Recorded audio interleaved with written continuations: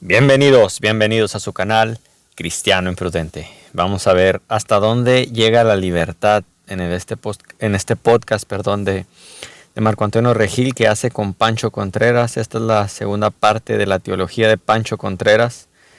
Y ya no encontré el video en el cual inicié la vez pasada de la teología de Pancho Contreras, pero este me pareció también un poco interesante. Disculpe. Vamos a escucharlo. Dura 12 minutos, así es que 7 minutos. Será otro. A ver. Ahí va. Si vas a creer en Dios y quieres creer en Dios, está bien. Que sea un Dios que esté a tu favor y no en tu contra. Que sea un Dios que te ayude, que te aliviane y que no ponga reglas. Y que sea un Dios que te una a los otros. No un Dios separatista y abraza la incertidumbre. Nada es seguro. Yo he conocido mucho. Wow. Volvemos al relativismo histórico, ¿no? De estos personajes que digo, algunos dirán, ¿y tú quién eres para hablar y para opinar, no? En esa mesa donde hay un conductor de televisión, que es Marco Antonio Regil, este Pancho Contreras, que él mismo reconoce que tampoco es científico, no tiene estudios en nada que ver de la ciencia. También está un sacerdote católico, está un budista, pero resulta que cuando los cristianos opinamos de filosofía o de teología, somos los que no podemos hacerlo, ¿no? ¿Quiénes somos nosotros para opinar, no? Digo, no tengo una preparación de un científico reconocido, pero digamos en esa mesa de debate que se une, que está ahí, pues algunos de ellos tienen estudios en filosofía, no sé. Yo estudié ingeniería. Tengo una especialidad en aeronáutica y también un diplomado en manufactura médica. Y con todo eso yo no creo que eso me da la autoridad para decir que Dios no existe y decir que la ciencia dice, ¿no? La ciencia no dice nada, los científicos dicen cosas. La ciencia aporta datos, pero la ciencia no dice nada, estimado, sino que los científicos son quienes dicen cosas. Ahora, él dice que, volvamos a repetir. Gente religiosa, amigos míos, que con el perdón, si vas a creer en Dios y quieres creer en Dios, está bien. Que sea un Dios que esté a tu favor y no en tu contra. Aquí vamos a la primera parte. Ya aquí es crear a tu propio Dios. Como decíamos, como dice el libro de Ídolos del Corazón. Dioses de bolsillo. Estos dioses de bolsillo que tú creas a tu manera. No es que Dios nos creó, sino que ahora nosotros creamos a nuestro propio Dios, a un Dios que se acomoda a nuestras reglas, a un Dios que se acomoda a la moral de cada uno, ¿no? Tú tienes tu moral, yo tengo la mía, mi Dios sí me permite esto, mi Dios no me permite aquello. Entonces cuando ya no quiero a ese Dios, pues simplemente me lo guardo en el bolsillo derecho y lo vuelvo a sacar cuando yo quiera. Que sea un Dios que esté a tu favor y no un Dios que esté en tu contra. Aquí este relativismo que hay donde ni siquiera hay una claridad de pensamiento. Que es un Dios que te ayude, que te aliviane y que no ponga reglas. Y que es un Dios que te una. Que es un Dios que te ayude, te aliviane y que no ponga reglas. La primera regla que él pone es que su Dios no debe tener reglas. La contradicción de pensamiento de estas personas es fácil de desmembrar. La primera regla que le quiero poner a mi Dios es que no quiero reglas. Y él pone las reglas. Pancho Contreras dice que la primera regla que debe haber es que no hay reglas. A los otros, no un Dios separatista y abraza la incertidumbre. Nada es seguro. No un Dios separatista. La pregunta es ¿por qué quieren siempre ser separatistas con el cristianismo? Si queremos aplicar esa metodología, ese pensamiento donde no debe existir el separatismo, la pregunta es, ¿por qué si dicen que hay que tolerar? ¿Por qué no se tolera el cristianismo? ¿Por qué hay esa división y ese separatismo en cuanto al modelo de pensamiento? Si cada quien es libre de elegir, yo soy libre de elegir también. ¿Por qué no puedo elegir mi modelo de pensamiento, por ejemplo? Aquí hay una contradicción tremenda en decir que ellos, en este modelo de pensamiento de Pancho Contreras, que él es abierto de mente, pero no le gusta escuchar argumentos. Yo he conocido mucha gente religiosa, amigos míos, que con el perdón de Dios los religioseé y ya son ateos. Y son muy buenas personas. Como religiosos estaban muy angustiados. O sea, ahora hay proselitismo también dentro del mismo ateísmo, proselitismo tal vez no intencionado, pero él dice que él, digamos, los desconvirtió, que eran religiosos y que ahora son ateos. Hay que definir dentro de esta gama de religiosos, ¿no? A los católicos, ellos mismos se consideran a sí mismos cristianos. Yo tengo muchos conocidos católicos que no conocen su propia fe, que no podrían defenderte ningún punto de fe porque para empezar no conocen su fe, segundo no les interesa entrar en estos debates, ¿no? Y está bien cada quien. No creería yo que más bien los desconvirtió, jamás fueron creyentes genuinos. Entonces ahí ya está hablando un punto un poco que cojea del pie, ¿no? Y sin religión estaban muy tranquilos. No, si yo no tengo realmente, si soy responsable de mí mismo. Con religión estaban muy angustiados y sin religión ya viven más tranquilos. No, es que tenemos en nuestra mente un sistema contra incendio que es la conciencia que Dios ha puesto. El cristiano tiene la conciencia y al Espíritu Santo, pero el que no es cristiano tiene también una conciencia que Dios le ha dejado ahí para saber lo bueno de lo malo. Y esta conciencia también la podemos apagar. Puedes quitar ese sistema contra incendio para que no te moleste más. Y dice la Biblia que tienen cauterizada la conciencia, o sea, ya no escuchan. Ya no hay ese remordimiento de practicar pedofilia, ya no hay ese remordimiento de engañar a tu esposa, ya no hay ese remordimiento de robar, ya no hay ese remordimiento de nada. No es que vivías angustiado, es que has quitado el sistema contra incendios y ahora ya no tienes una alarma que te alerte, valga la redundancia, sobre las consecuencias de lo que está bien, de lo que está mal.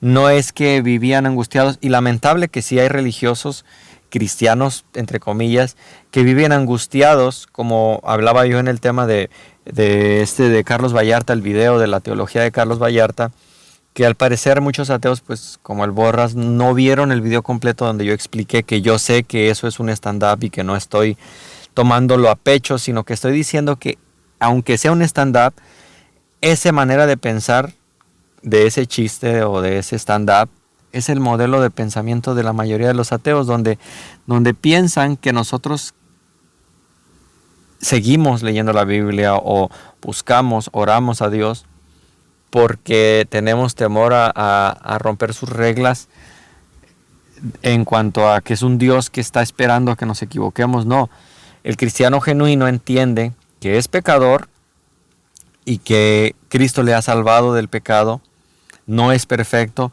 pero sin embargo ahora puede vivir en libertad genuina sabiendo a dónde va. No vive con el temor de pensar yo puedo morir en cualquier momento y sé a dónde voy. No por mis méritos, porque si soy juzgado en base a mis méritos, merezco infierno sí o sí. Pero si soy juzgado en base a lo que Cristo hizo, y esa es la diferencia entre la religiosidad general y el cristianismo. Ni ninguna otra creencia se te ofrece esa salida. Digo ninguna otra creencia porque el catolicismo, a pesar que tiene cosas buenas teológicamente hablando, es un lugar donde jamás hay paz de salvación, porque ellos siguen haciendo obras, tienen que seguir haciendo confesión, tienen que seguir yendo a comulgar, tienen que hacer obras, y a ver si alcanzan el purgatorio, ¿no?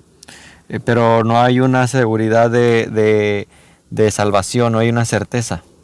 Tengo que accionar de acuerdo a la bondad y a la razón y a lo lógico, de acuerdo al marco histórico, porque hay cosas buenas que parecen malas y hay cosas malas que parecen buenas. Soy responsable de mí mismo y tengo que accionar de acuerdo a la bondad y a la razón y a lo lógico, de acuerdo al marco histórico, porque hay cosas buenas que parecen malas y hay cosas malas que parecen buenas. O sea, hay cosas que uno tiene que hacer aunque sean malas. Tú educas a tu hijo y de repente lo reprendes y de repente tienes que hacer cosas que podrían parecer malas. ¿Y cómo le hablas hacia tu hijo? Ok, entonces, ¿quién va a definir qué está bien de lo que está mal? La psicología a veces dice que está mal disciplinar físicamente, la psicología después ya dice que no está mal, después dice que sí, mientras la Biblia siempre se ha mantenido en lo mismo.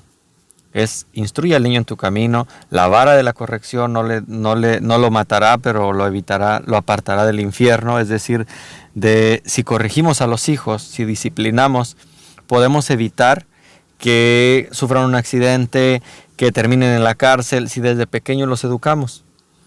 Ahora él dice que seguimos la bondad. El problema con el ateísmo y el agnosticismo es que tienen que pedirle prestado a la moral cristiana. Y eso ningún cristiano ningún ateo, puede debatirlo ni defenderlo. De hecho, es uno de los argumentos a favor de Dios, la moralidad.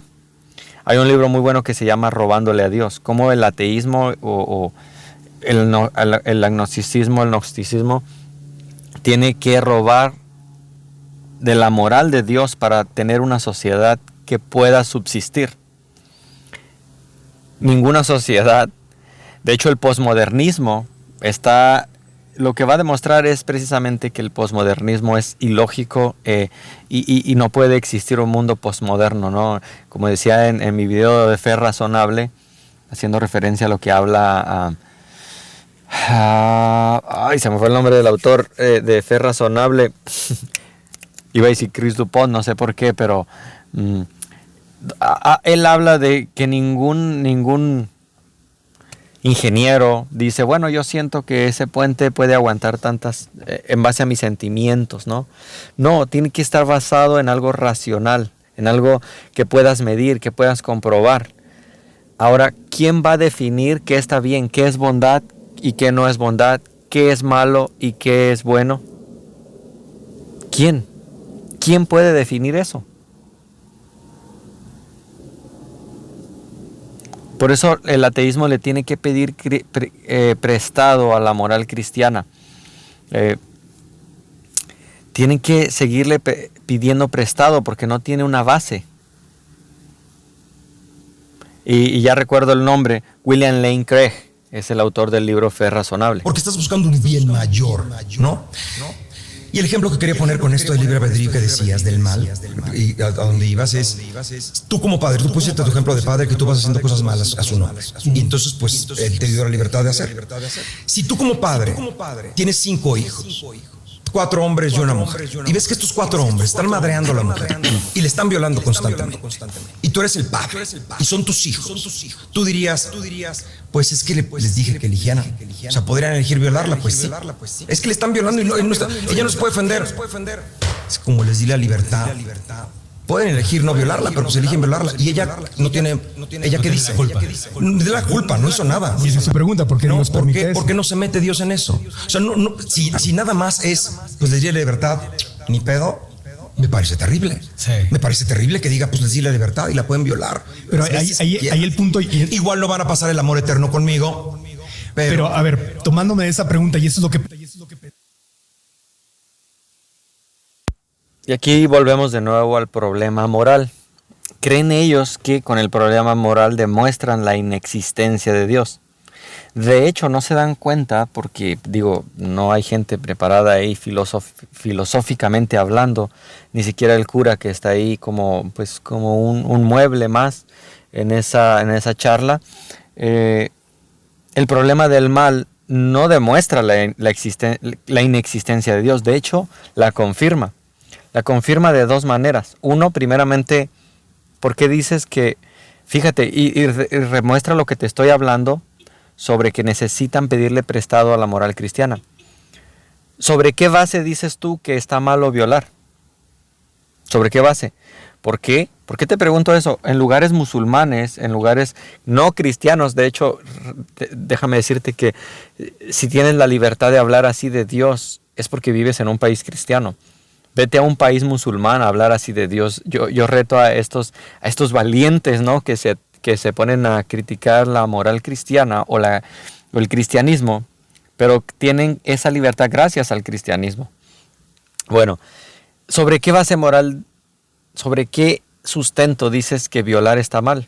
Porque hay lugares donde es legítimo violar. Hay lugares donde es legítimo, hasta hace algunos años, tener esclavos. Entonces, ¿quién define lo que está bien y lo que está mal? Si hace 50, 100 años había lugares donde estaba permitido tener esclavos y abusar de ellos, Entonces, ¿era correcto hacerlo bajo ese contexto, como dice él? No, no era correcto. De hecho, en la Biblia también aparecen personas que tenían esclavos y la Biblia habla de cosas que estaban mal. El hecho de que la Biblia los mencione no significa, incluso la Biblia habla de violaciones hacia una mujer, que incluso fue una violación terrible. Pero la Biblia en ningún momento me vas a mostrar tú que dice Dios que eso estaba bien, sino que lo muestra como ejemplo de algo malo. Pero ¿bajo qué base me puedes demostrar tú que eso está mal? De hecho, cuando hablas de la maldad, demuestras precisamente que Dios existe, porque si hay un mal, existe una bondad. ¿Quién define qué está bien y qué está mal? La Biblia habla de la maldad, de hecho. De hecho, confirma lo que la Biblia dice. Y la Biblia no dice que Dios no hace nada, sino que Dios ha determinado un día en el cual juzgará al mundo con justicia. Y ahí es donde les molesta a veces la justicia de Dios, de decir, van a ir al infierno. ¿Cómo un Dios bueno mandaría a alguien al infierno? Dicen estos primaria trunca en teología. Entonces es donde, aquí me recuerda un poquito a tu tía la panista, que se queja de que Andrés Manuel dijo abrazos no balazos, pero se queja también cuando se desata la violencia, cuando manda a la Guardia Nacional a defender al pueblo y se sueltan las balaceras y hay problemas y dicen, ven, no que sus abrazos no balazos. Tu tía la panista es igual que el ateo promedio, que dice, Dios no hace nada, Dios es injusto. Bueno, ¿bajo qué base me dices que Dios es injusto, no? Dios no hace nada y Dios hace algo, Dios manda diluvio. ¡Uy, qué Dios tan malo! Hay guerras mundiales, Dios no hace nada. ¡Ey, arrepiéntete de tu mal camino porque irás al infierno! ¡Oh, Dios es malo porque manda al infierno! Entonces, es una manera de... Por eso es que yo no sé si fue el conductor el que decidió invitar a un budista, que tiene una columna vertebral tan fácil de derrumbar, a un cura católico, que es lo mismo, y a este Pancho Contreras, que él, por lo menos él sí admite, yo de esto no sé nada, yo vengo a opinar, al menos él se me hace más honesto en ese sentido. Me hubiera gustado que invitara a un pastor protestante, y yo quisiera que fuera con sus títulos, ¿no? Y decir, yo me gradué en teología en esto y en aquello, no nada más una persona que va y dice, bueno, vamos a ver de qué hablamos. Sé que no le dije a Odín en el podcast anterior. Cuando Odín da este cuestionamiento, me parece súper válido. Yo escucho a un Dios humano.